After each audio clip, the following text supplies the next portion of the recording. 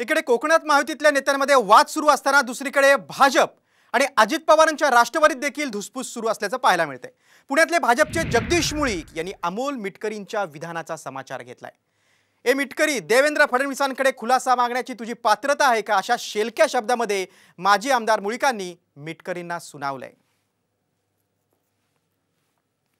आज सकाळी त्या ज्या बुचकेताई आहेत त्या स्वतः अजितदादा मुर्दाबाद आणि काय तुमचा जर काही तुमच्या मतदारसंघातला प्रश्न असेल तर स्वतः तुम्ही बसून तो मिटवू शकता ना।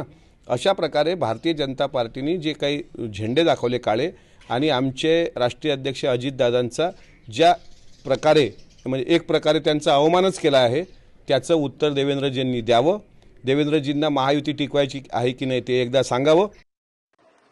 अमोल मिटकरींनी आपली उंची पाहावी आणि मग पुढचं पाऊल उचलावं। महायुतीचा धर्म आपण पाळत नाही आहोत, महायुतीचा धर्म आपण पाळायला पाहिजे।